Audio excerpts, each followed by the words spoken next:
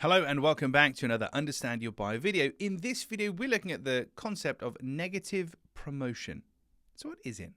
Well, whilst most companies talk about the benefits of their products and services, you can seize the attention of your buyer by taking an opposite approach. So we're starting with, and in the example here, it's not very big. So we're starting with this notion of something being negative, but of course it's actually a positive. We're just spinning it, but that's how we seize attention. So this is an alternative to a fire extinguisher. It's a small thing. It's like the size of a can of hairspray, for example.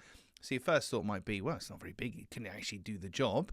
So this company are recognizing that potential negative and spinning it. It is a positive, so spinning into a positive, but they're capturing your attention by using the observation that a lot of people would have which is, oh, it's not very big. Will it actually work? So how does it work? Well, it works because it's unexpected. We're expecting this advert to say, this fire extinguisher will do this and do that, and it's amazing and blah, blah, blah. We're not expecting you to say, oh, it's not very big. And that's pretty much the first thing you're going to read. So it works because it's unexpected, and as such, it seizes attention. By reframing things negatively, but of course with irony, so we're not pointing out actual flaws which would stop me from buying the product, so has to be a level of irony and reframing here. You could take a relatively boring and normal offering, like a fire extinguisher, and use it to your advantage.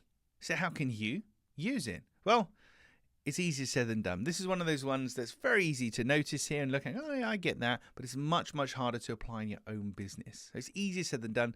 But we're looking for a perceived negative, like this fire extinguisher being small, that we can then phrase as a complaint in the first person. So it's not very big is a first person perspective statement. That's the kind of thing I would say or think when I first see this fire extinguisher. So phrasing it as an actual complaint, as it were, in the first person is really what's going to connect with what your potential buyer might actually be thinking or saying. But you've got to be careful. Being too negative can actually have an adverse effect. Or if you pick up something that is an actual negative and it'll turn me off from buying it, then you're kind of shooting yourself in the foot.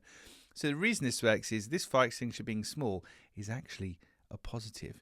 But they've got two choices here. They can either say, it's a compact fire extinguisher, isn't that great? Or, it's not very big. One of those is going to capture your attention more than the other.